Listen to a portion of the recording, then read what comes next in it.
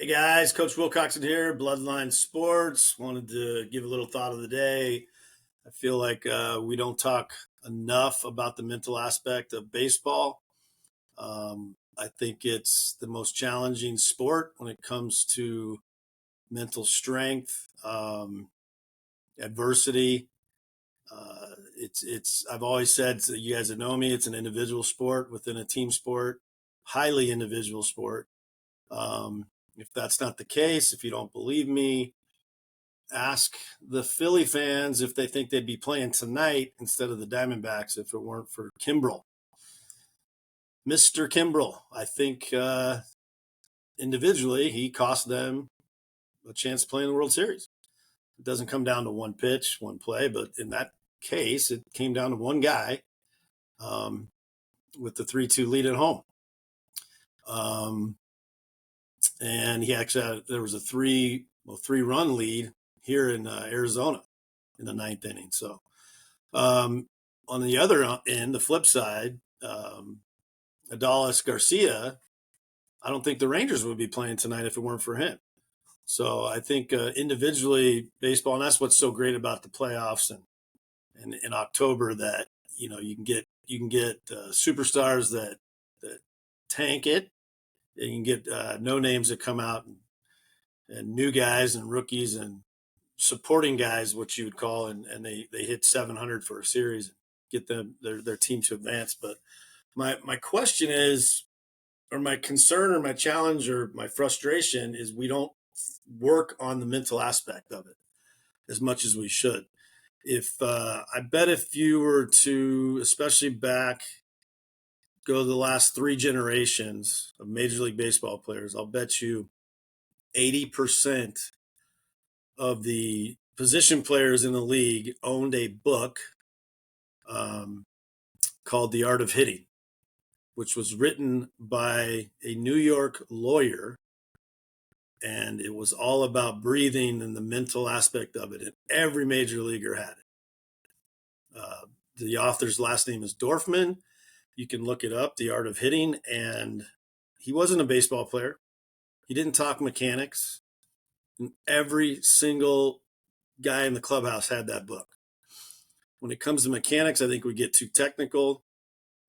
I was talking to a father today about his kid likes the elbow high, and his coach, this 11-year-old kid, and his coach is telling him to get his elbow down. And I said, well, why don't you tell Mike Trout and Bryce Harper to put his elbow down?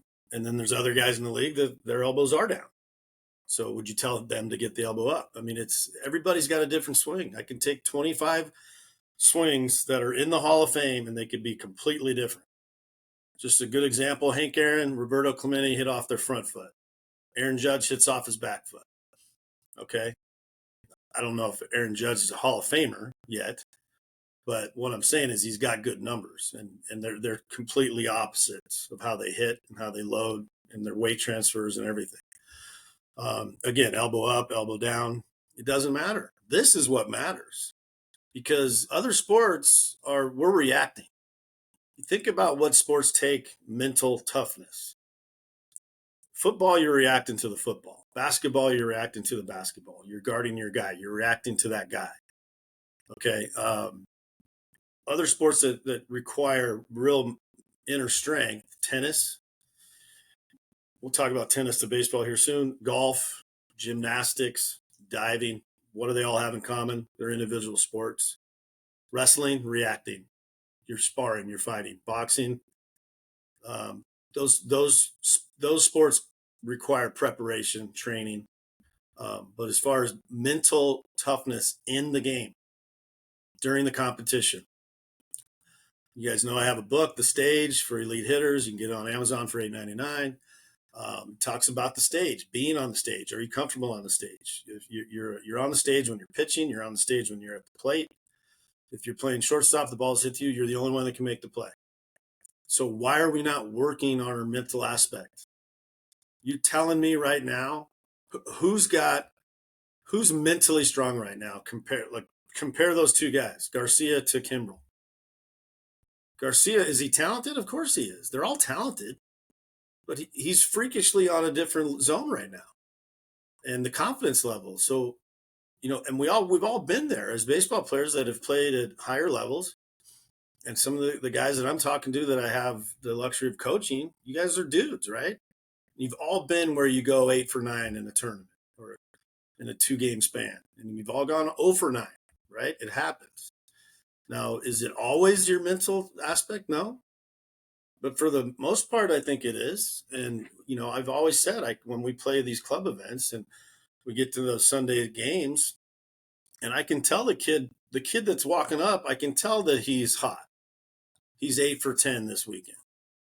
The next kid I can tell is 0 for 10. It's just the way that they walk, the way they hold themselves. And if you guys want to play at the next level and the elite level, I mean, those are long seasons. So you can't, you always hear the interviews, they never get too high, never get too low. But see, those guys have mental coaches. They do work on it. One of the best ways to get your mindset is to have a routine. We'll talk about golf and tennis and why I think they're so linked to baseball. When you read about why is baseball so mentally challenging, it's the breaks. It's the breaks in between the action. You have the same thing in golf. You have the same thing in tennis. And there's a chess game with tennis and baseball where I have to guess what that pitcher's going to throw me, right? I mean, nowadays we always have to be ready for fastball, but if you're ahead in the count and you think the guy's pitching backwards, so that's about being mentally strong, visually, like blowing out the anxiety. When we talk about breathing, we blow out the anxiety, and it makes us clear, it makes us focus. But the breaks are really what makes it hard, and that's why a lot of people that don't like baseball think the game's too slow. But that's the part where you win the game, is in between the pitches. With the catchers being a quarterback, the shortstop moving his outfielders, the pitcher visualizing the pitch he needs to throw, the hitter knowing what he's going to get instead of what he wants, right? And having the discipline.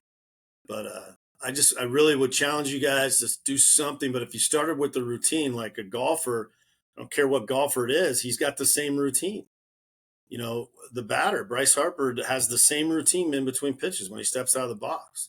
And when you have a consistent routine, a daily routine, the greats in the world, they wake up at the same time every morning. They have, their morning ritual, whatever it is, but it's a routine, and it gets them disciplined. It gets them focused. And then a lot of these guys that they talk about it, they get more stuff done by noon than most people get done in a day. So challenge your brain. Go grab that book. It's an easy read. It really is. I'm telling you. It talks about breathing, talks about mentally visualizing greatness. And that's what the great guys do. They see themselves doing something great. And then when you do something great, put it in there. Remember it. And think of the scenario, like if a time where you came up and it was bases loaded with 2 outs. Well, remember the last time you came up with bases loaded and 2 outs and performed and hit a double or a single or a triple, whatever it was. As you're walking up to the plate, think about that. Have a favorite song in your head that relaxes you. I mean, we need to work on the mental part of it. When we get to this level, the guys I'm talking to, the guys that I've, again, had the great luxury of coaching, you guys are all talented. And now a lot of you are in your first year of campus and you're playing with dudes. You're all talented. Look around, right? Who's got it up here? That's the guy that's going to make it, right? Have a great day, great week. Today's Monday, game 3 tonight. You know who I'm rooting for. Let's go, Mad Max. Take care, guys.